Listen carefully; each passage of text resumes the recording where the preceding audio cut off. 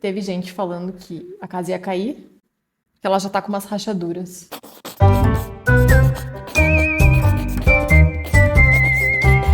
A casa vai cair se tu não deixar uma curtida nesse vídeo aqui. Isso sim.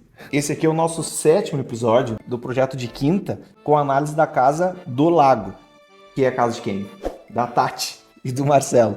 Para você que não tem a menor ideia do que eu tô falando, vai aqui na descrição do vídeo, que vai te levar lá pro episódio 1 e confere tudo desde o início. A gente tá no 7, tem 6 episódios que ficaram para trás para tu analisar. E Carol, tu viu que a gente acertou?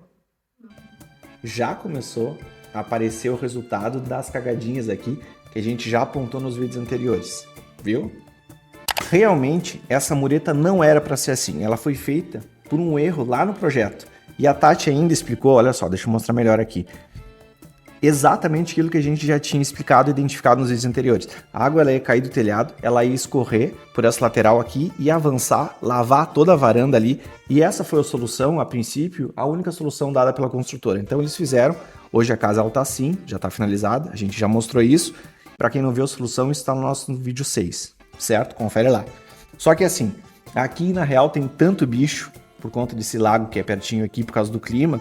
Então hoje eles já fecharam tanto aqui embaixo quanto aqui em cima, então tá tranquilo, isso não vai fazer tanta diferença a princípio, beleza? Um pouquinho mais pra frente, a Tati voltou a falar da escada, que a gente também comentou no episódio passado. Ou, minto, há 2 episódios atrás. O passado foi do casamento. Confere lá. E desse monstro aqui, ó, que eu tô falando, que é essa estrutura gigantesca que ia avançar, passar da escada e ir até o limite do forro. Justamente aonde deveria ter ficado um guarda-corpo aqui mais baixinho protegendo a escada. Na verdade, o mais interessante seria ter seguido reto aqui, ficaria mais bonito. E tu até olhar, talvez, a escada por baixo, enfim, alguma outra solução que não foi feita. A cagada da escada tem um apelido, Titanic, em alusão à proa do navio. Ou raiva que a Tati tem disso. Olha o outro aqui. Foi um erro, e ficou parecendo a ponta do Titanic, onde o Léo abre os braços. O Léo é ótimo, né?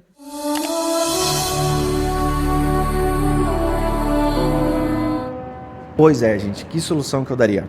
Aqui na obra, depois de tudo no lugar já pronto, já elevado, como tá aqui, eu acho, sinceramente, eu ia fazer praticamente a mesma coisa que a construtora fez. Eu ia cortar isso aqui fora, ia torcer para o cliente gostar, porque não tem muita solução para esse pepino aqui. Isso aqui foi um erro realmente do projeto. Para quem não viu, olha só como é que ficou depois de pronto. Ficou assim, ó. Ficou ali a proa de um navio do Titanic. Então já fica a dica aí para ti. No projeto, tudo se resolve. Isso aqui, obviamente, se tivesse sido visto lá no projeto com atenção, eles teriam feito outra coisa e não feito esse dente aqui. Na obra, é mais complicado, bem mais complicado. Normalmente as coisas ficam assim, meio que sem nexo ou com essa cara aqui de foi o que deu para fazer. Então deixa eu dar um exemplo de uma coisa que a gente fez numa obra para contextualizar vocês. Primeiro, ó, isso aqui, ó, para quem não conhece, prazer, planta, quem tá assistindo.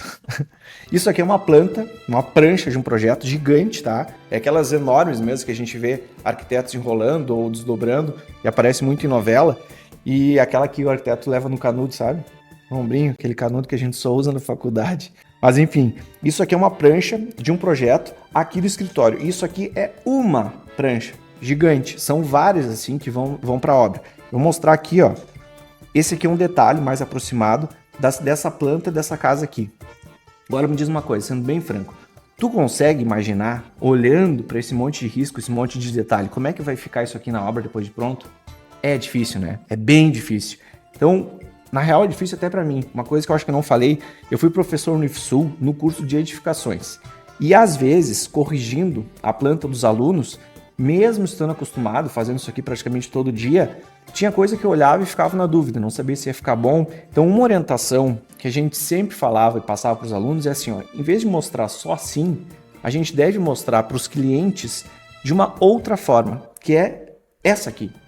Olha a diferença, é a mesma planta baixa, só que olhando ela em volume, em 3D. Então, dessa forma aqui, fica só um pouquinho mais fácil de entender, né? Então, assim, isso é uma coisa que eu faço hoje no escritório, orientava os alunos a fazer e, obviamente, uma forma mais fácil da pessoa entender o que ela está visualizando em planta. Então, assim, para você, se vocês estiverem pensando em começar o projeto da tua casa, ou um projeto de decoração de interiores, enfim, combinem com seu arquiteto e a sua arquiteta, ou seu engenheiro, sua engenheira, de fazer um projeto apresentando também algumas imagens internas. Não precisa ser de tudo. Eu, particularmente, não faço tudo porque a gente não trabalha mais com interiores, mas eu faço daqueles elementos que eu sei que pode ser mais complexo do cliente entender. A gente não sabe se a Tati e o Marcelo, eles tiveram esse suporte aqui durante o projeto. Eles mostraram sim a fachada da casa por fora, em 3D ali bonitinho, mas a gente não viu as imagens internas antes de iniciar a obra, porque eles fizeram um projeto de interiores conforme a obra estava andando também. O ideal é tu tomar as decisões construtivas antes de iniciar um projeto de interiores, para poder mudar depois. Olha só o que eu quero dizer com isso. Ela comentou então, a Tati, que ela não sabia que o negócio ia ficar assim, ó, como ficou. Ela não tinha entendido esse volume aqui. Então, provavelmente esse foi o erro. O projeto ele não foi desenvolvido, talvez, com essa preocupação de mostrar para a Tati e para o Marcelo esses detalhes aqui mais relevantes da obra. Então, fica a dica aí, Tati e Celo. Se vocês forem construir uma outra casa, tomara que não, porque essa casa de vocês ela é bem grande e ela está muito boa, mas se forem construir uma nova casa no futuro, além de chamar a gente para projetar, se atentem a esses detalhes durante o projeto. Tudo é muito mais fácil quando resolvido lá atrás e não fazer essas alterações assim drásticas durante a obra. Normalmente as coisas não ficam tão boas. E para quem ficou curioso, porque eu estava falando isso aqui, ó. Essa aqui é a diferença de como era o nosso projeto aqui em cima e como ficou essa obra depois de entregue. E o que eu queria dizer com elementos construtivos? Olha só.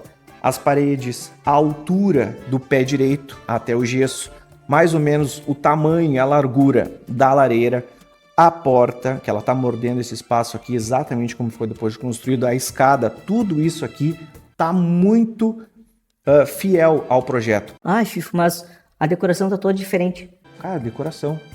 Até porque a gente não faz mais projetos interiores. Esse projeto aqui a gente fez para o cliente entender. Mas quem desenvolveu o projeto de interiores para ir para a obra foi um outro profissional, uma outra profissional colega nossa que acabou desenvolvendo. Com exceção dessas pedras aqui que foi o cliente e eu que escolhemos, que era muito bonito. Beleza, vamos seguir aqui. Na sala da Tati e Celo, onde foi projetado esse bar aqui, a gente já tinha apontado que esse erro ia acontecer e a própria Tati já tinha visto e tinha comentado que eles iam fazer talvez uma base de madeira aqui. E foi realmente o que eles fizeram.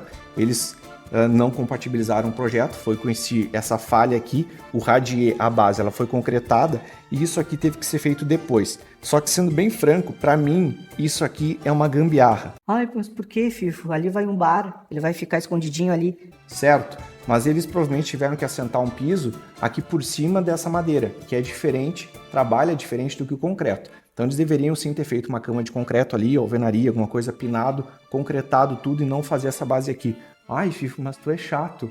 Nem dá pra ver. Eles nem botaram o piso ali. Isso a gente não sabe ainda. A gente vai descobrir depois. Mas, mesmo que eles não tenham colocado o piso ali, que não vai fazer diferença porque o móvel esconde, e se um dia eles pensam em tirar o piso, o móvel dali, vai ficar um buraco no piso? Ou pior, daqui a pouco eles tiram e com o tempo essa madeira, por estar no chão, ela dá uma cedida e racha ali onde está o piso passando, essa diferença de material. Então essas emendas, elas nunca funcionam muito bem com materiais diferentes. Então isso aqui sim, para mim, foi uma gambiarra. Exatamente atrás desse bar, a gente tem a central de distribuição de elétrica e lógica da casa. A Tati comentou aqui que eles achavam que isso aqui ficaria ali no quartinho. O quartinho aquele da bagunça do Marcelo, tá? Que fica na garagem.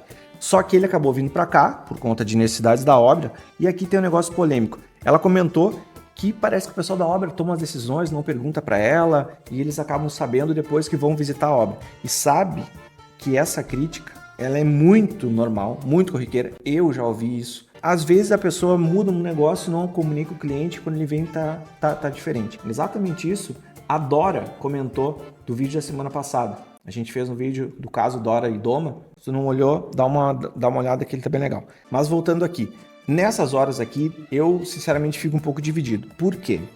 Olha só, raciocina comigo. O cliente está pagando a obra, certo? Certo. Ele precisa saber tudo o que está acontecendo na obra? Precisa. Mas, se tu parar para pensar, ele está justamente te pagando, ou pagando quem está executando, para resolver esses problemas que acontecem na obra. Então, dependendo da situação, cara, é o que dá para fazer. Ele vai ter que ficar ali, porque ele vai ter que ficar ali. Então, é meio estranho, né? Inclusive, nessa situação aqui, a construtora estava certa. O projeto elétrico, inclusive tinha sido aprovado para ficar ali.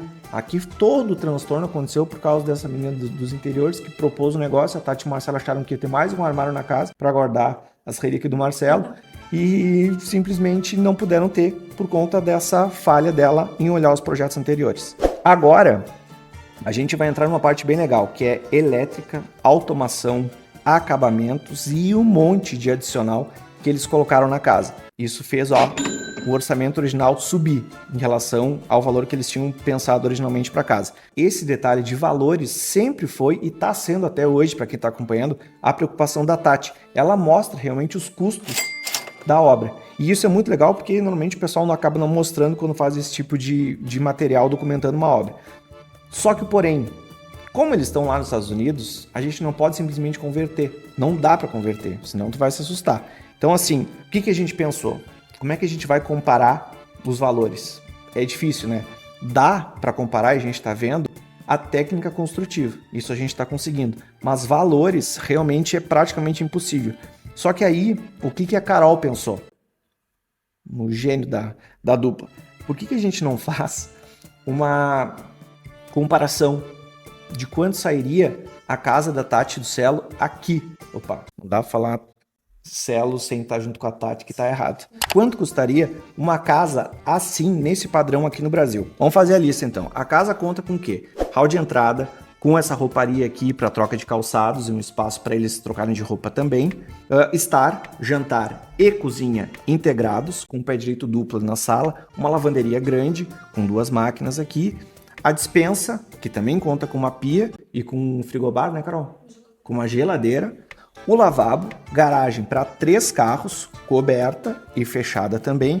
E com um senhor de um depósito para o Marcelo colocar essas coisas aqui, que são coisas antigas e as relíquias dele. Além, obviamente, de uma suíte muito grande, boa, confortável, que é a suíte do casal, que fica tudo no térreo, certo? Vamos agora subir. No segundo andar, a gente tem o estúdio, mais 3 suítes, mais esse espaço aqui com mezanino para os jogos, que tem um acesso visual lá para baixo, mais a sala de cinema e é isso aí. Então todo esse espaço aqui contempla o segundo pavimento. Tudo isso em quantos? 600 metros quadrados. E um detalhe bem importante, a metragem nos Estados Unidos, ela é contabilizada um pouquinho diferente da nossa. Onde tem o ar-condicionado, ambiente fechado, totalmente fechado, eles contabilizam como área. O restante, as áreas abertas, que nesse caso, a varanda Ozark aqui e a varanda lá de baixo também, que agora está fechada, mas enfim, não teria ar-condicionado, eles não entram nessa contagem de metragem. A gente estimou aqui mais ou menos quanto daria essa metragem, aproximadamente uns 120 metros quadrados.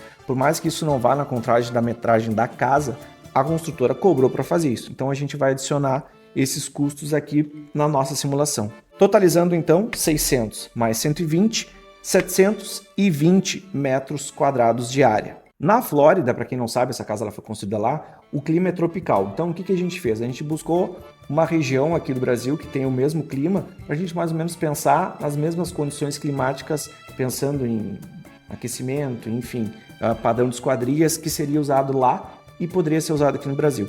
Aqui no Brasil, o clima tropical, então, ele contempla o centro-oeste, parte do sudeste, parte do nordeste, e a gente decidiu escolher essa região aqui de Brasília, porque é bem no meio aqui e porque é o clima tropical também. Agora, a gente vai construir, a gente já tem um lugar, que é em Brasília, o mesmo clima da Flórida, parecido, e a gente já tem também a metragem, que é de 720. A gente vai fazer o lançamento para os custos estimados usando os dados fornecidos pelo Sinduscon, que é o Sindicato da Indústria da Construção Civil. Importante, o Sinduscon, todo o estado tem o Sinduscon, então você pode fazer essa simulação também no seu caso. Então já pega uma caderneta. Pega uma caneta, pega um papel, anota isso aí que é importante para ti. Primeira coisa que a gente vai fazer, a gente vai entrar no site do Sinduscon de Brasília, ou do Distrito Federal. Na aba do Sinduscon, a gente vai entrar em indicadores, onde diz CUB, que está aqui. Aí tem algumas informações que não cabe aqui para nós, e a gente vai entrar aqui embaixo, nesse arquivo, onde diz CUB normal. Vai abrir essa planilha, isso aqui é muito similar em qualquer estado que tu for pesquisar esse tipo de informação, tem algumas informações, e aqui tem CUB, o mês vigente, enfim. O que é interessante para nós é muito simples, projetos, padrão residencial ou residenciais, padrão baixo, normal e padrão alto. Baixo, baixo padrão, normal, médio padrão e um padrão alto, que é muito mais próximo do padrão da Taticelo. Aí a gente tem R1, R8 e R16. A gente vai ficar com R1. O 8 e 16 são andares, tá? 8 andares, 16 andares, 1. Como a casa tem 2 andares ali, ou térreo e mais um andar, então a gente vai ficar com R1. Aqui, ó, a gente tem até uma boa notícia, Brasil. O CUB caiu. O que é o CUB? Custo unitário básico para construir 1 metro quadrado. Então, 1 metro quadrado da casa da Taticelo, aqui no Brasil, uma casa similar, ele custaria R$ 2.998,16 centavos. É isso aí. Beleza? Essa é a informação que a gente precisa. Ah, e uma coisa importante. Olha só isso aqui, ó. Repara nesse detalhe. O CUB segue uma norma de 2006.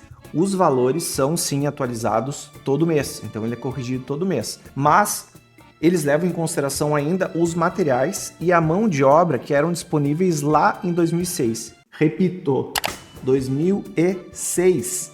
E aqui está um erro bem grande, muito comum nas construtoras. Eles acabam considerando esse valor do CUB sem trazer para a nossa realidade atual, do ano que está sendo realizado esse projeto aqui ou essa obra. Quer ver um exemplo? Olha só. Esse aqui, ó, é o piso da Tati e do Marcelo de todo o térreo. É um porcelanato grande, provavelmente 90 por 90 ou até maior, dependendo. E lá em 2006, o maior tamanho que se tinha, ou mais comum, era algo em torno de 60 por 60. Agora tu imagina todo o resto. O quanto a construção evoluiu de lá para cá. Ah, Fifo, e como é que a gente ajusta isso? Como que a gente ajusta no escritório? Eu vou mostrar baseado nos valores que nós computamos os últimos 4 anos trabalhando. Pela nossa experiência, uma casa com padrão alto assim, o CUB ele vai ter uma variação de 25% a 35% a mais do valor do CUB alto. Ou seja, tá? A grosso modo, para essa simulação que a gente está fazendo, a gente multiplicaria o valor por 1,35. Nossa, Fifo, mas eu não entendi, foi a nada. Então, olha só, vamos lá.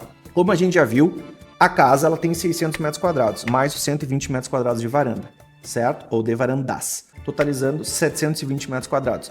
Agora, como a gente já viu, aqui está o valor do CUB alto, tá? Nesse mês, 2.998,16. O que a gente vai fazer? A gente vai multiplicar esse valor aqui pelo valor da metragem da casa, ou pela metragem da casa. 720 vezes 2.986,16, totalizando R$ 2.158.675,20. Esse é o valor da casa Taticelo, certo? Errado. Por quê? Não esquece que a gente tem que aumentar ainda os 35% que eu comentei, para atualizar esse valor para números atuais. Então a gente tem que multiplicar tudo isso por 1,35, totalizando R$ 2.914.211,52, praticamente 3 milhões de reais. Agora um ponto super importante. O CUB não leva em consideração os valores de terreno, de projetos, de fundações profundas, que vocês já acompanharam e viram as fundações que eles usaram lá, a movimentação de terra, então toda essa movimentação, a areia que eles colocaram, tudo que eles aterraram, os muros, que é muro para dar com pau aqui que a gente já viu, a piscina, o paisagismo, toda a decoração interna, tudo isso não entra no CUB. Ou seja, essa obra aqui, com todos os adicionais que a gente já viu, que já está em 3 milhões, ela iria facilmente, se fosse aqui, chegar perto dos 4 milhões de reais. Se bobear, até passar, dependendo, porque é fácil passar, é só começar a adicionar coisas da casa. Poxa, Fifo, 4 milhões? Exatamente. Por isso que uma casa tão grande, ela às vezes é perigosa, porque ela começa a trabalhar com números significativos de valor. Ah, Fifo, mas achei a simulação aí muito genérica. E tá genérica mesmo, né? A gente fez muito rapidinho. Agora, se você acha que isso aqui merece uma simulação mais detalhada, comenta aqui embaixo, que a gente vai dar um jeito de fazer, se esse conteúdo, obviamente, ele for interessante, conteúdo bem mais aprofundado, mais denso, explicando isso. Custos de obra e talvez usando a obra da Taticelo mesmo como uma referência, beleza? Ou até uma outra obra. Comente aqui quem merece que a gente faça uma análise. E agora, povo meu, uma notícia triste. A gente tá, sim, se encaminhando para o quê? Pro fim dessa nossa série aqui. Por quê? Porque pelo que a gente está notando, os erros mais complexos dessa obra aqui, eles já passaram, graças ao bom Deus. Tudo agora que está sendo mencionado e comentado por eles nos vídeos, e vocês comentam também aqui embaixo, eles giram em torno de basicamente 3 coisas, que é falta de comunicação entre a Tati, o Marcelo e a construtora e as arquitetas, ou os projetos estão chegando na obra sem compatibilização, e também sobre os acabamentos, que isso a gente não viu ainda, mas você está falando, ficou meio ruim. Algumas fotos a gente já viu realmente, tá ficando bem meia boca em alguns pontos. Mas a gente não sabe ainda se vão ter problemas significativos. Nos próximos episódios que a gente for acompanhar, a gente vai ver e, infelizmente, dependendo, talvez esse seja o nosso último episódio, o próximo seja o nosso último episódio da série, ou um dos últimos. Então, se você aí que olhou tudo, já viu assim, FIFO, segura aí, Carol, segura o FIFO, porque tem coisas aqui que a Tati e o Marcelo estão começando a ver agora que deu problema, eles não acharam solução ainda. Se vocês já viram isso, comentem, nos expliquem, porque a gente vai tentar buscar entender esses problemas, trazer para cá e tentar achar soluções, porque exatamente esse é o nosso objetivo aqui, trazer soluções para problemas que eles estão tendo e que talvez vocês e nós tenhamos construindo aqui no Brasil. Beleza? É isso aí. Eu sou o Felipe, mas pode me chamar de Fifo. Acho que eu nunca tinha falado meu nome aqui, né? Felipe Vieira, Fifo. E eu sou a Carol. E se você quer conhecer o nosso trabalho também, além do YouTube, lá no nosso Instagram, o nosso Instagram ele é @arquiteturaDirecionada. Já aproveita para nos seguir por lá. E esse foi o nosso 7º episódio do projeto de quinta, Construindo com Taticelo. E não se esqueçam que toda quinta a gente tem um novo projeto de quinta por aqui. Te inscreve no canal, ativa as notificações e já curte. Comenta ali alguma coisa se tu gostou ou não. Não, só se gostou. E não te esquece. Se você começar a executar a tua obra e ver que ela tá custando mais do que você imaginou, você vai ouvir uma vozinha em seu ouvido dizendo: tem um projeto de quinta aqui. Até semana que vem. Tchau! A Carol não para de rir, que eu falei uma besteira aqui. Tu acredita que teve gente falando? Mas eu...